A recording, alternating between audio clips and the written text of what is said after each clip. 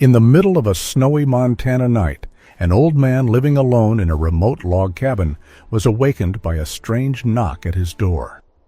It wasn't the wind, and it wasn't a person. It was soft, steady, like someone asking for help. When he opened the door, he never imagined what he'd see. A wild, pregnant bobcat, trembling in the cold, her eyes filled with something more than fear, something that looked like a plea for mercy. But what truly brought her to his doorstep that night wasn't just survival. It was something sacred, something that would change his life forever. The night had settled deep and heavy over the mountains of western Montana. Snow pressed softly against the windows of the small log cabin, muting the world into a silence so complete it felt almost sacred. Inside, Ethan Cole slept in his armchair by the dying fire, an old wool blanket pulled up to his chest, a half-finished cup of coffee cold on the table beside him.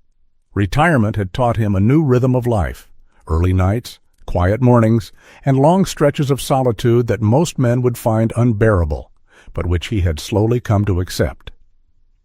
Ethan had chosen this life on purpose. After 40 years as a professional carpenter and home repair contractor, fixing other people's houses, other people's problems, he wanted nothing more than a place where nothing ever needed explaining. The cabin was paid off. The land was his.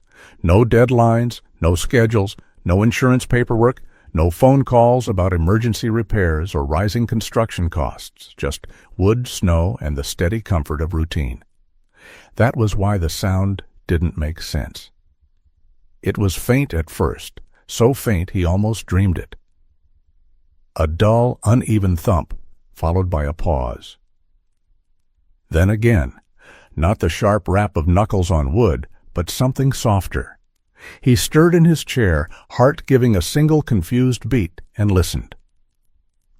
The fire crackled low, wind whispered through the pines. Then came the sound again, closer this time, unmistakably coming from the front door. Ethan sat up slowly, the blanket sliding from his shoulders. No one ever came out here at night. The nearest town was nearly 40 miles away, and the road was barely passable in good weather, let alone during a winter storm. His first thought was a fallen branch. His second was a stray animal. But the rhythm of the sound, deliberate, almost patient, sent a chill crawling up his spine. He stood, joints stiff, and reached for the flashlight hanging by the door. The beam cut through the dim cabin as he moved closer, each step careful, measured. Another thump echoed through the thick wood, followed by a faint scraping sound. Ethan's hand hovered over the door latch. Years ago, an encounter with a cornered wildcat had left him with a scar along his forearm and a permanent respect for what lived beyond the safety of walls. He leaned forward and peered through the narrow window beside the door. For a moment, his mind refused to understand what his eyes were seeing.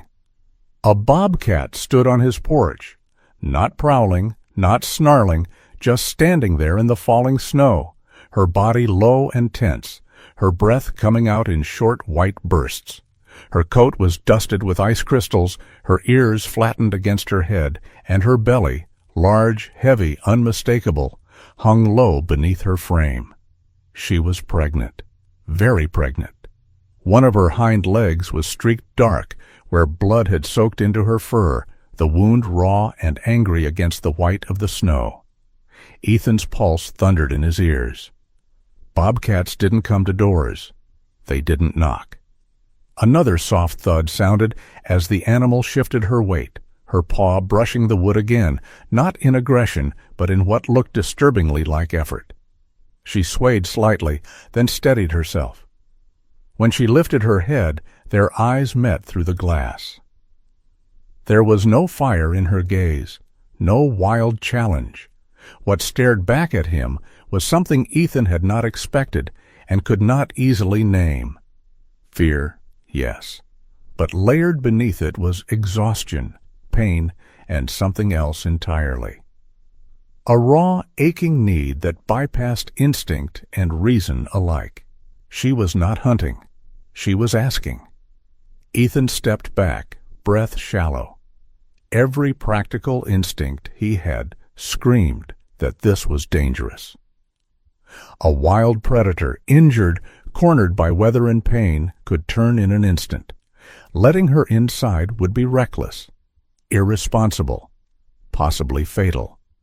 He thought of emergency services, of wildlife control, of liability and medical bills, and all the sensible things a man his age was supposed to consider. But none of that explained why she was here. Another gust of wind swept across the porch, driving snow sideways. The bobcat flinched, her body trembling, as if the cold itself were too much to bear. She did not run. She did not retreat into the trees. She stayed, head lowered, as though this door were the last boundary between life and something she could no longer face. Ethan felt something shift inside his chest, slow and heavy. He had spent his life working with his hands, building, repairing, restoring. He knew wood. He knew broken things. And in that moment, he recognized the posture of a creature pushed past its limits, clinging to the smallest chance of survival. This was not about wildlife laws or common sense. It was about a decision that could not be undone. His fingers closed around the latch. He opened the door just an inch, enough for cold air to rush in, enough for the bobcat to see movement. He did not step forward. Instead, he took a step back, raising his empty hands where she could see them.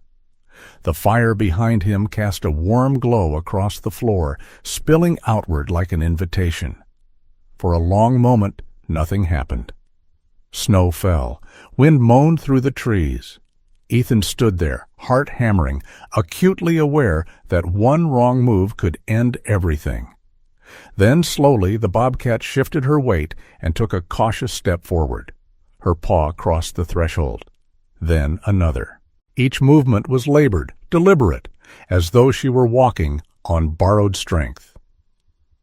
When she finally entered the cabin, her legs gave out beneath her. She collapsed onto the wooden floor with a low, broken sound that stole the breath from Ethan's lungs.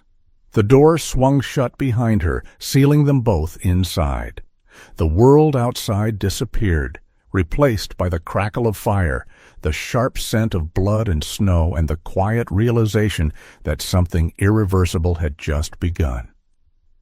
Ethan did not move, neither did the bobcat. They remained like that for several seconds, man and wild animal sharing the same fragile space, each listening to the other breathe. In that silence, heavy and intimate, Ethan understood one undeniable truth. Whatever had driven her here, whatever pain or fear or desperate instinct had brought her to his door late at night, the reason was going to change him forever, and he had no idea yet how much it would break his heart. The moment the bobcat collapsed on Ethan's cabin floor, the world seemed to narrow into a single, suspended breath. He stood motionless, unsure what to do, unwilling to break whatever fragile truce had just formed between them. The fire crackled softly behind him, casting warm, flickering shadows across the wood-paneled room, while the storm outside howled in retreat. Time bent oddly, like a knot tightening in slow motion. The bobcat didn't stir. Her body was curled loosely near the hearth, the injury on her leg oozing slowly onto the hardwood. Her breath came in uneven bursts, sharp with pain, and her ears twitched at every creak of the old floor. She was still alert, but barely, balanced on the thin edge between awareness and collapse. Ethan lowered himself slowly into a crouch, every joint in his knees complaining. He didn't approach her, not yet. He knew better than to assume the truce would hold if he moved too fast. Even a wounded bobcat could kill a man in an instant if she felt cornered. Instead, he whispered, "It's okay now," he said, his voice soft and steady. "You made it. You're safe here." The words meant little. She couldn't understand them. Not in the way humans did, but maybe she could feel them.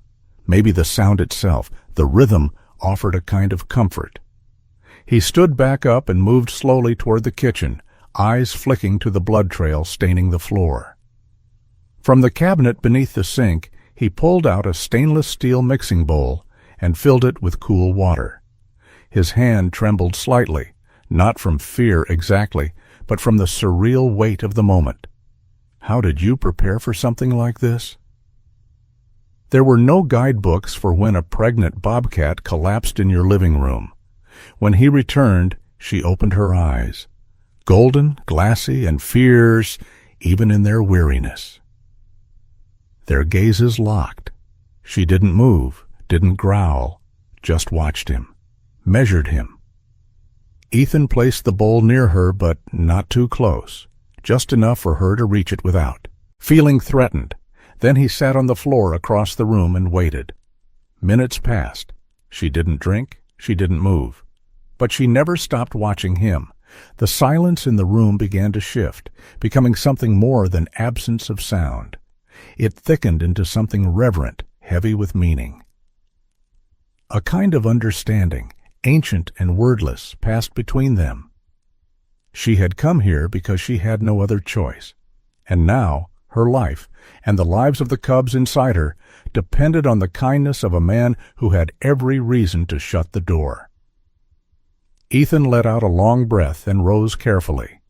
His body moved with a slow, measured grace as he retrieved his first aid kit from the old chest near the bedroom door.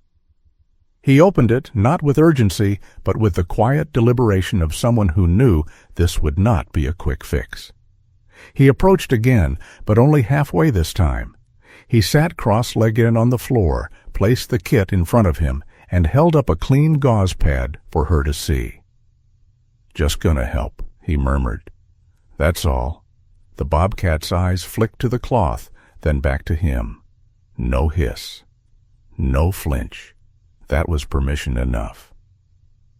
Ethan moved in slowly, inch by inch, as if crossing a minefield. The scent of her was strong now, musky, wild, tinged with iron and pine, and something he couldn't name. Up close, the wound on her hind leg looked worse than he'd thought.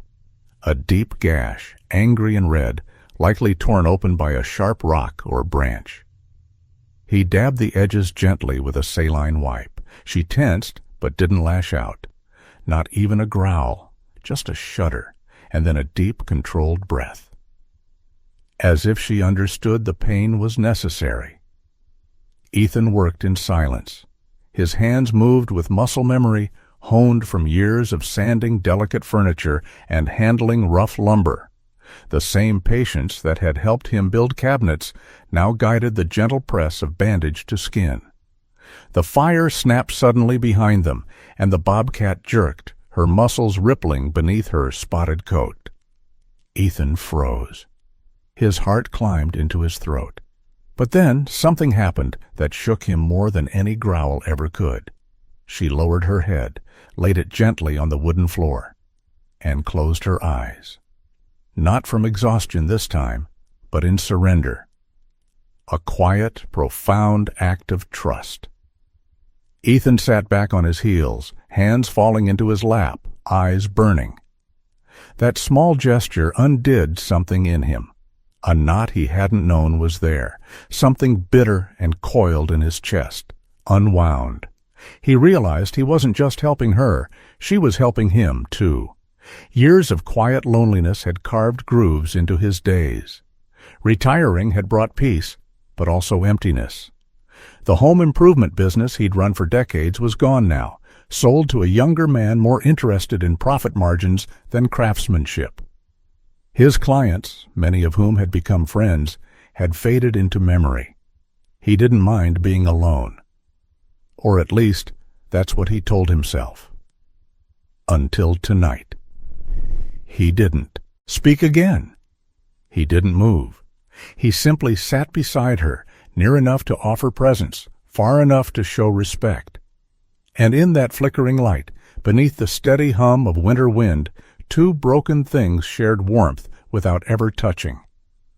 After a while, Ethan rose and fetched an old flannel blanket from the couch. He laid it near the Bobcat, not on her, just close enough that if she shifted, she could reach it. Then he returned to his chair by the fire, not to sleep, but to watch, not as a warden or a master, as a witness. Outside, the storm softened into a hush. Snow continued to fall, blanketing the forest in silver silence. The solar inverter flickered once, stabilizing the cabin's off-grid power supply, an unspoken reminder that even in this wild quiet, technology still hummed. Ethan glanced at it briefly, grateful.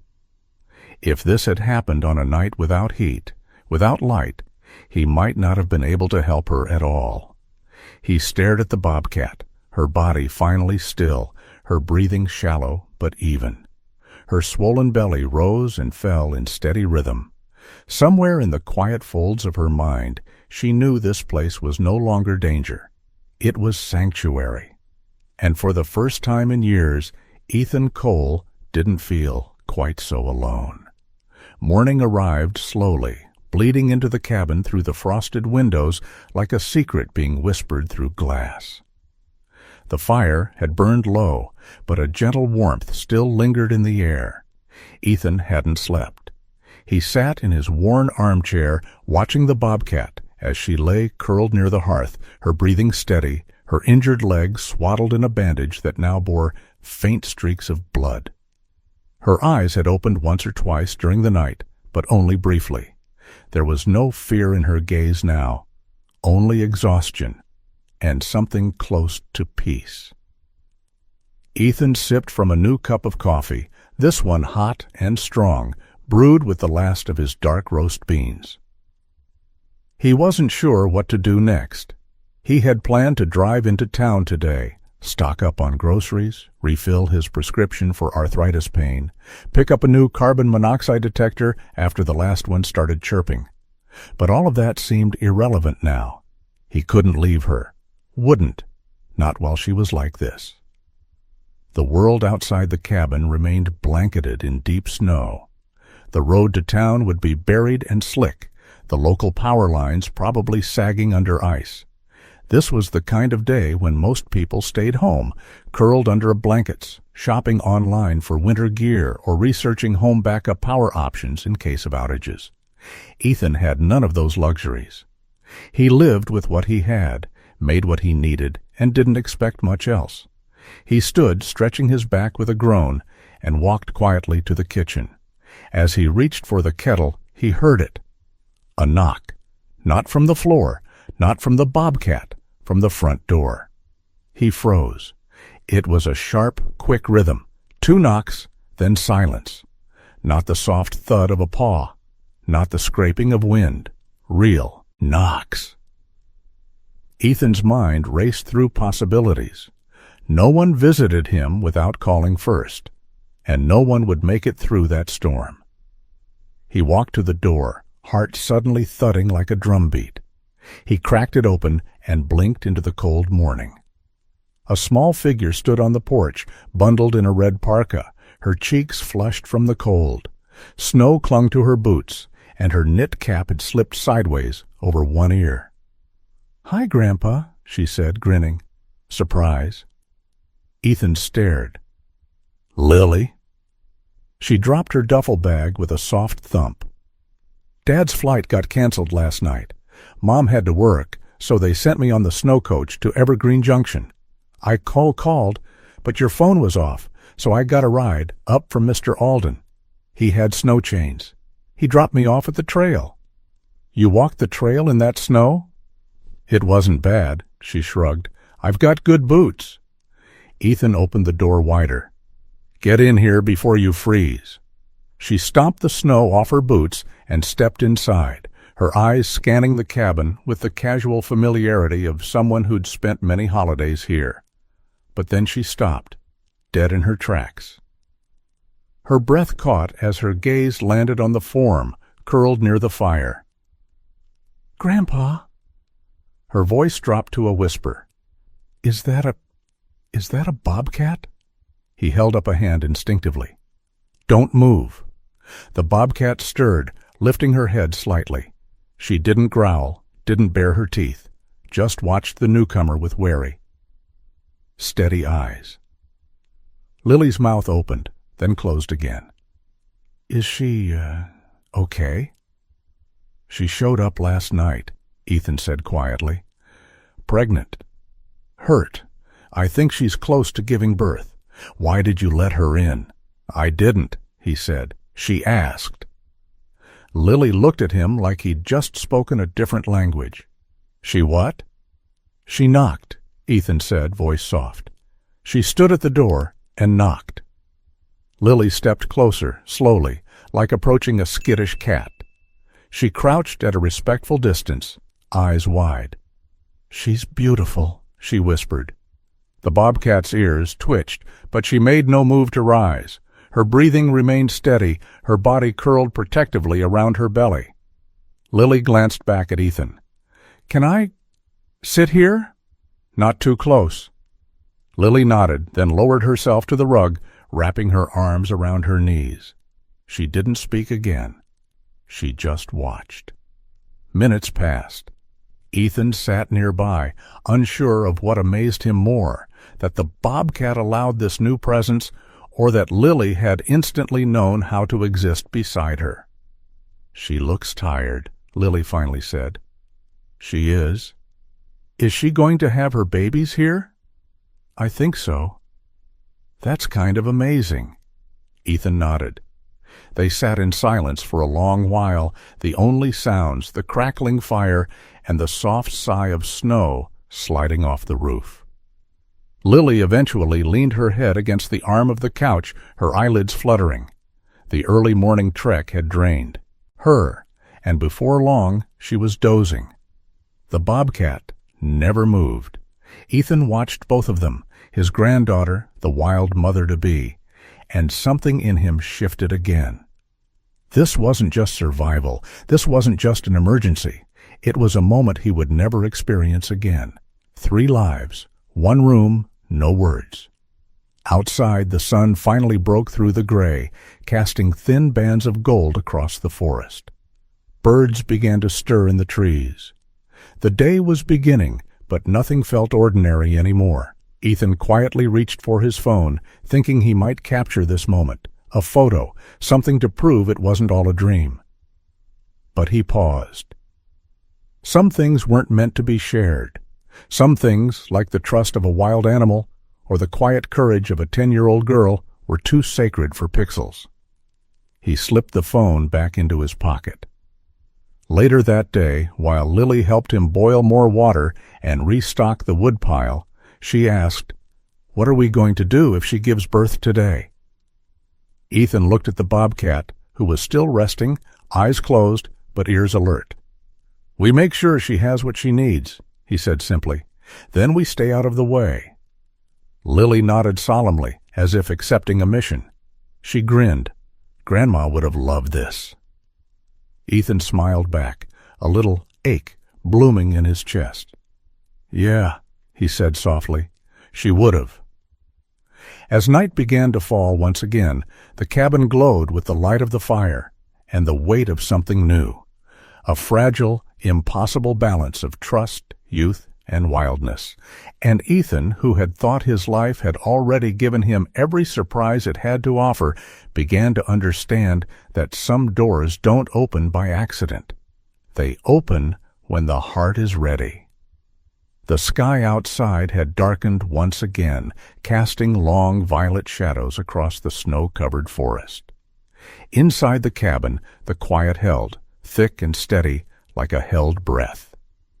Ethan sat in his armchair, his eyes on the bobcat, who had not moved much all afternoon.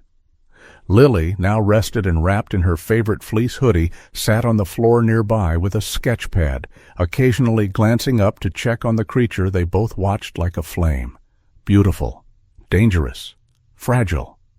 It started with a sound, a low, deep groan, not of anger or threat, but of pressure, of pain.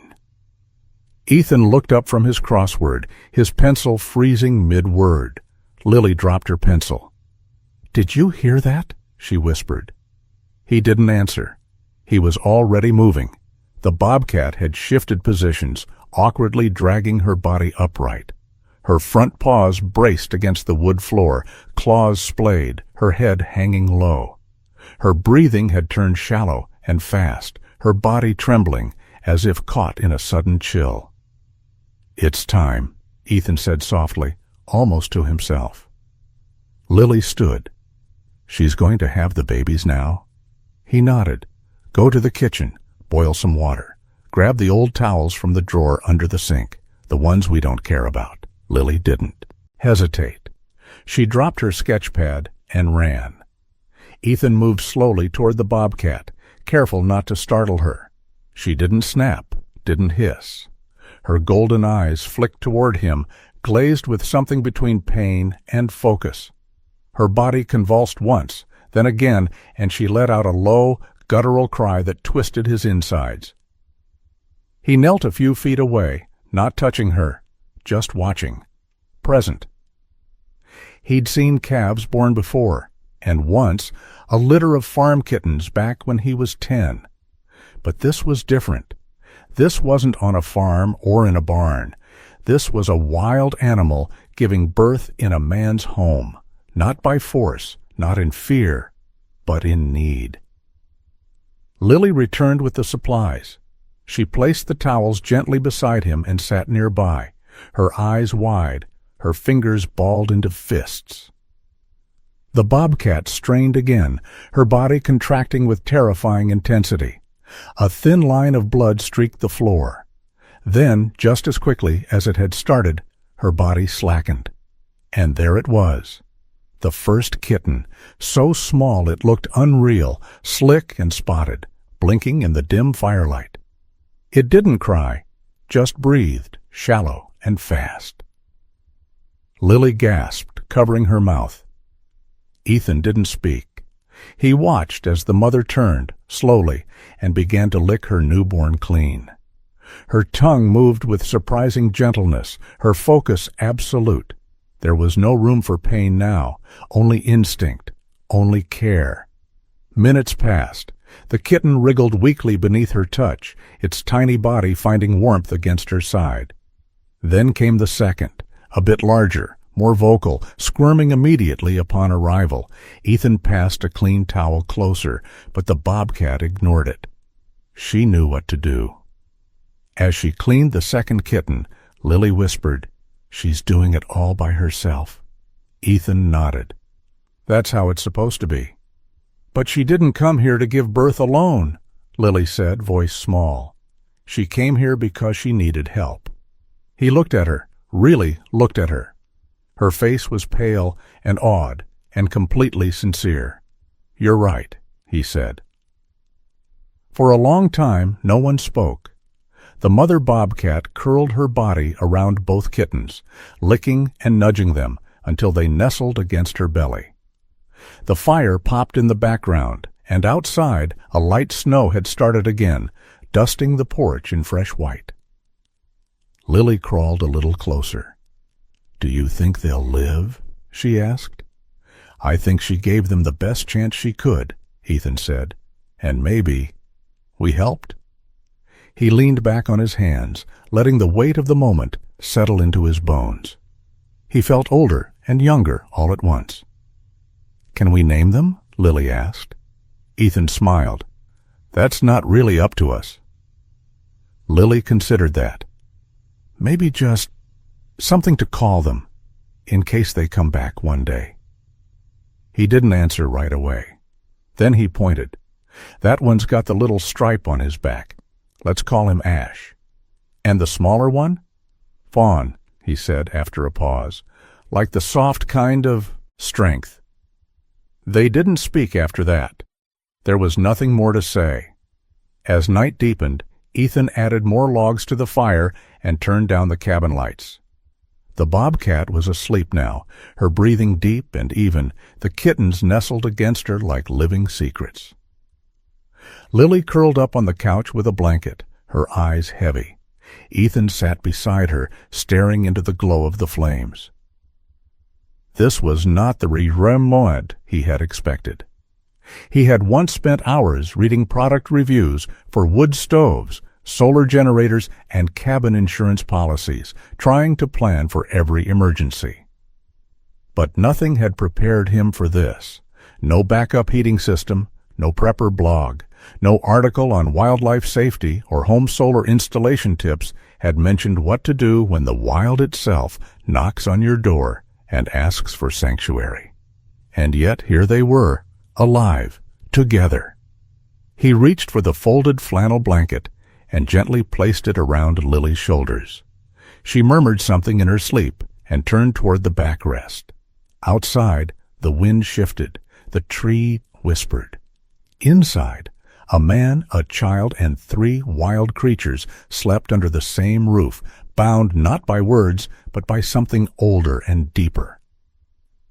In the dimming firelight, Ethan closed his eyes, knowing that tomorrow might bring more questions than answers. But for tonight, they had given the forest back something it had nearly lost, and in return, it had given them a miracle. The morning sun peeked over the ridgeline, casting long golden streaks across the snowy landscape. Ethan stirred first, blinking against the soft light filtering through the curtains. His joints ached, as they always did in the cold, but there was a new kind of stillness in the air. A stillness he hadn't felt in years, not the silence of solitude, but something gentler, warmer, complete. He stood quietly, mindful not to wake Lily, who remained curled on the couch, breathing softly. The fire had died down to glowing embers, but the heat still clung to the cabin walls like a protective shell. As he moved past the hearth, he slowed. The bobcat was asleep, her body curled protectively around her 2 newborn kittens. One of them stirred slightly, pawing at her belly with blind insistence. The other was nestled beneath her chin, tiny chest rising and falling in rhythm with hers. It was a vision that could have been torn from the heart of the forest itself, raw, unfiltered, and humbling. Ethan exhaled slowly, letting the moment settle into him. He went to the kitchen and started coffee, letting the familiar hiss and burble of the old percolator ground him. It was strange, this sudden shift from solitude to caretaker. A man who once measured his days in chores and crossword puzzles now found himself watching over lives he never expected to protect. When Lily woke, she padded softly into the kitchen, rubbing her eyes. "Are they okay?" He nodded. "Sleeping." All 3. Lily stepped to the fireplace and peered down. Ash moved last. "Night. I saw him. He stretched his legs." Ethan smiled. "They'll be walking before we know it." The cabin had never felt so full. The air was rich with life and heat and movement, a far cry from the echoing quiet that had defined the last few years of Ethan's retirement. He used to fill time with radio shows, online tutorials for cabin upgrades, and the occasional home maintenance project. He'd even once researched best propane heaters for off-grid cabins, convinced he might replace the fireplace with something more efficient. Now, he couldn't imagine changing a thing. After breakfast, oatmeal and toast, they began their quiet routines. Lily fetched wood from the pile outside, bundled in her parka and boots. Ethan swept the cabin floor with slow, steady strokes, careful to avoid the space around the bobcat. The injured leg still looked swollen, but it was no longer bleeding. She hadn't tried to move much. Not that she needed to. Everything she required was here. By mid-morning, the snowfall had lightened to a soft flurry. Outside, the forest was still. Ethan stood on the porch with his coffee, gazing at the white canvas stretching endlessly toward the trees. He thought about calling the local wildlife center again, but a strange hesitation lingered. Would they take her away? Would they separate the kittens? Would she survive the stress? Inside, there was warmth, food, protection, no predators, no threats. He didn't have a veterinarian's license or a fancy degree in animal behavior, but he had common sense, compassion, and perhaps most importantly, a home that was finally serving a purpose beyond his own comfort. When he stepped back inside, Lily was crouched by the fire, sketching the Bobcat family with surprising detail for someone her age. "She's breathing better today," she said without looking up. Ethan crouched beside her and nodded. "She is." Lily flipped the sketch pad around to show him. There they were, the mother, protective and serene. Ash with his back stripe and Fawn curled tight and tiny. It wasn't a perfect drawing, but it was honest. "I think she came here because she knew you'd help her," Lily said. Ethan looked at her. "What makes you think that?" "She could have gone anywhere in the woods, but she didn't. She came to you." Ethan looked back at the Bobcat, sleeping soundly in a nest of old blankets. Her ears twitched, but she remained at peace. He wanted to believe that. Wanted to believe that the universe had chosen him for this, maybe as repayment for years of silence, maybe as a gift he hadn't earned. Either way, the outcome was the same. They were here, together. Around lunchtime, Lily insisted on making grilled cheese sandwiches, declaring herself head of kitchen operations. Ethan supervised while she worked the skillet, and they ate by the fire, watching as the kittens wiggled gently in their sleep. The peace, however, was not built to last late in the afternoon. As the sun began its descent, Ethan stepped outside to shovel the front steps. The snow had built up again overnight, and though he normally wouldn't bother until it stopped completely, a voice in his head reminded him to stay ahead of it. He told Lily to stay inside, zipped his coat, and started digging. The first few minutes passed quietly, the scrape of metal against wood, the crunch of boots on ice, then his foot caught on a hidden patch of slick wood beneath the snow. The world tilted violently. Ethan's legs went out from under him. He twisted instinctively, but his hips slammed into the frozen steps, followed by the back of his shoulder. His head struck last, a sharp thud that echoed in his ears. Pain exploded through his right side. The shovel clattered across the snow. For a moment, he couldn't breathe. The world blurred around the edges, and a deep, pulsing ache radiated from his ribs. His legs wouldn't respond. A hot wave of nausea rolled through him, and his vision dimmed. He tried to call out, but no sound came. Inside the cabin, the fire crackled. The kittens stirred. Lily hummed to herself as she washed a dish in the sink. And outside, Ethan Cole lay crumpled on the steps of his cabin, helpless. As the cold pressed against his skin and darkness pulled at the edge of his mind, one last thought flickered. They're all alone in there, and I might not make it back. Snow kept falling in fine, silent drifts, blanketing the woods and softening the edges of the world. Inside the cabin, the fire had been rebuilt, warm and steady. Lily sat cross-legged on the floor with a book in her lap, one eye on the Bobcat family curled just a few feet away. Ash stretched his tiny legs in his sleep, his soft mew barely audible. Fawn was nestled close to his mother's chest, rising and falling with her breath. It was peaceful, so peaceful she almost didn't notice how long Grandpa Ethan had been gone. She looked at the clock over the mantel. It had been almost 20 minutes. Shoveling the steps shouldn't have taken that long, even in fresh snow. She stood and walked to the window. "Grandpa?" No response. She cracked the door open.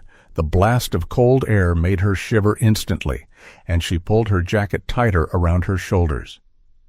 Her boots crunched into the thin layer of new snow as she stepped outside. What she saw made her heart stop. Ethan lay sprawled at the bottom of the steps, half buried in snow.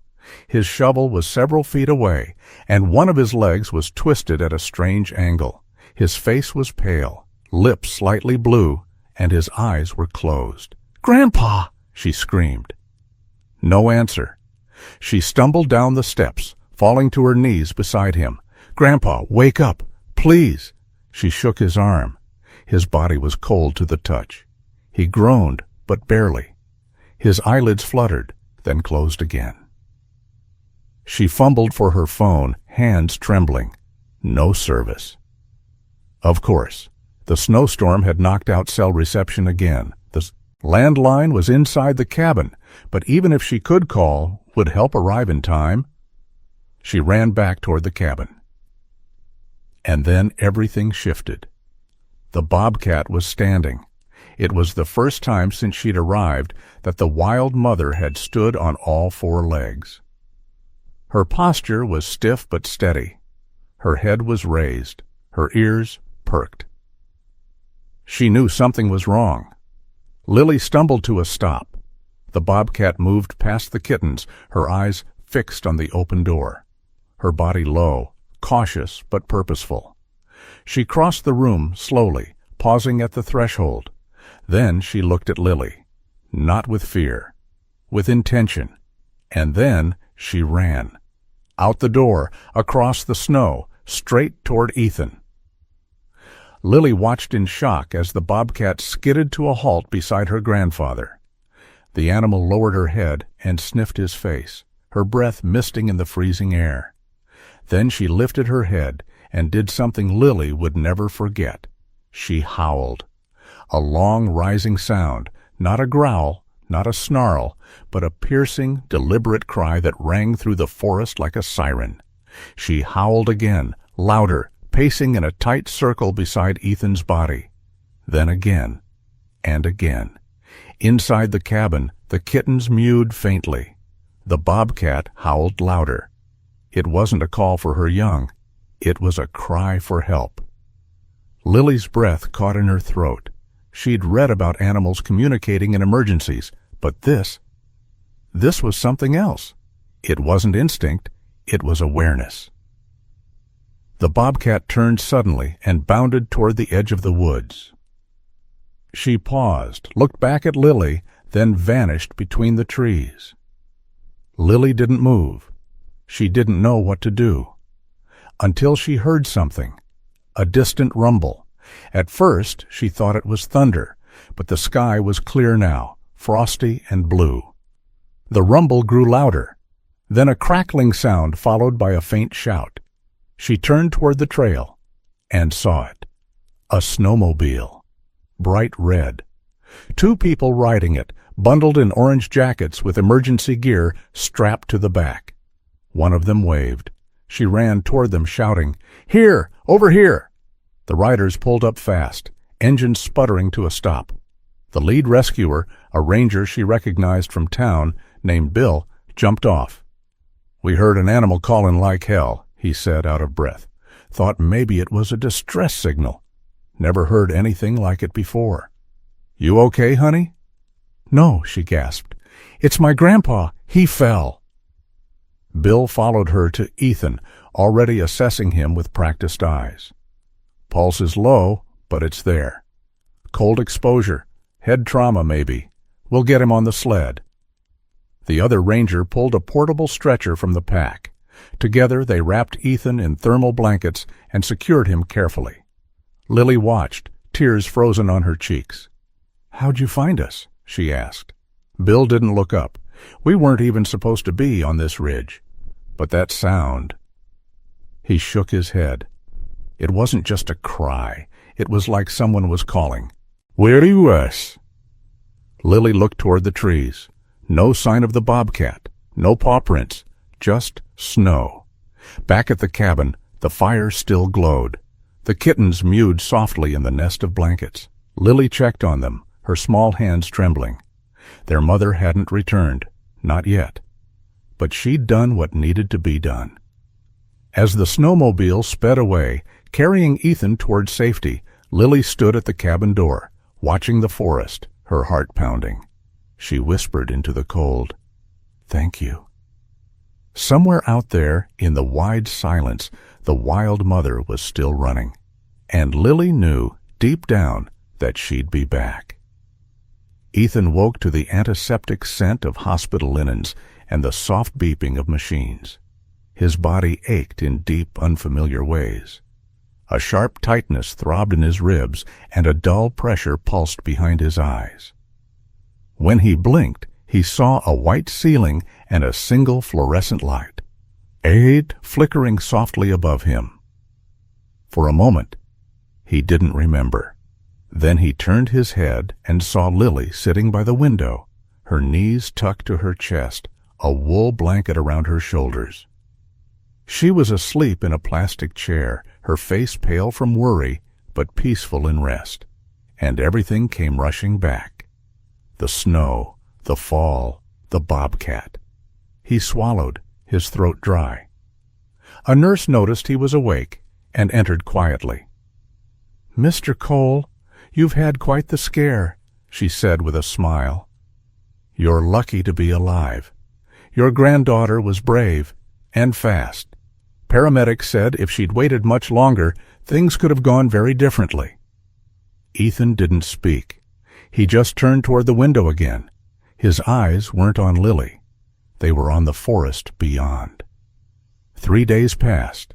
Ethan remained in the hospital while doctors monitored his concussion and fractured ribs.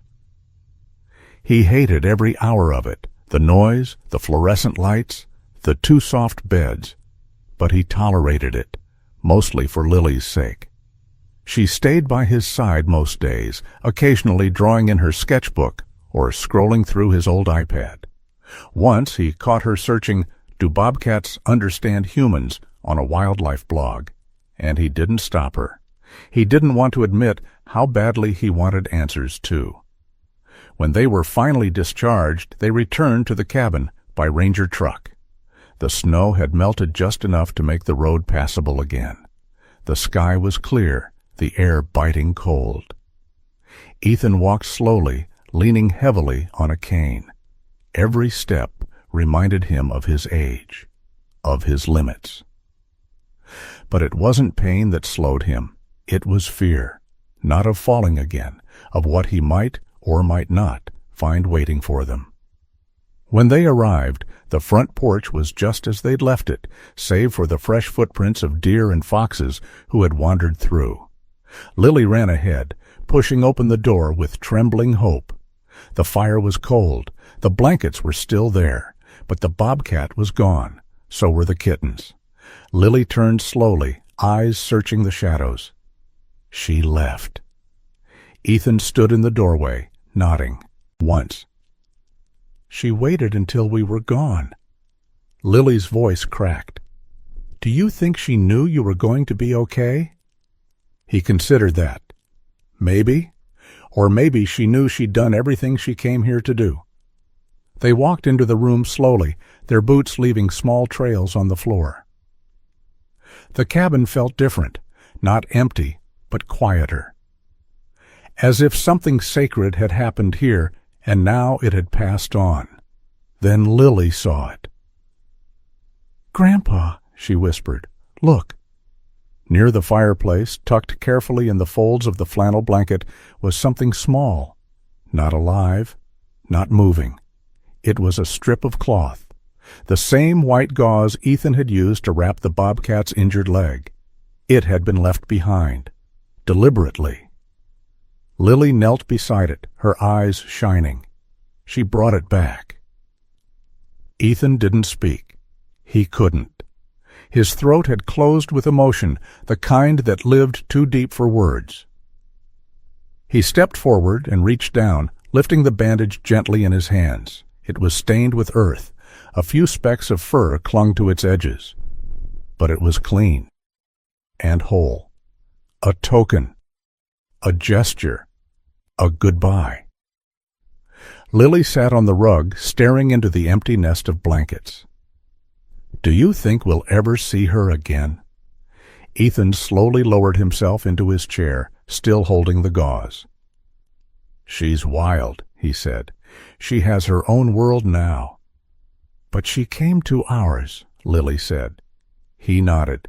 "And maybe, someday, when the forest forgives us enough, she might come back." The fire had died, but the warmth remained. Lily curled beside him, and together they sat in silence, watching the soft sway of tree branches beyond the window. The world outside was moving forward again, slowly, patiently, like the seasons always do. That night, Ethan couldn't sleep. Pain throbbed in his ribs, but something else kept him awake. He rose, lit a lantern, and stepped out onto the porch. The stars stretched overhead in a sky so clear it hurt his eyes. The forest stood silent and massive, watching him. He stood for a long time, the bandage still in his coat pocket. Then he heard it. Not a cry, not a roar, just a single soft sound in the distance, a rustle in the snow. A movement too fluid to be wind. He didn't go after it. Didn't try to see. Some things are better left unseen. The next morning, Lily found him sitting by the fireplace, carving something from a piece of cedar. "What are you making?" He held it up, a small wooden figure, a bobcat, curled around two tiny cubs, a memory made solid. And when she asked if she could paint it, he smiled. "Only if you let me help." Outside, the snow began to fall again, not heavy, not cold, just soft, like a memory choosing not to fade.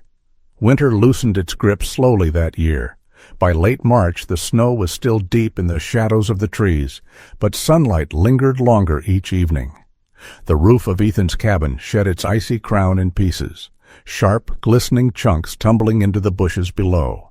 Birdsong returned, tentative at first, then bolder. The forest was waking up. Inside the cabin, life had settled into a new rhythm. Ethan moved slower now, relying on a cane to navigate the creaking floorboards.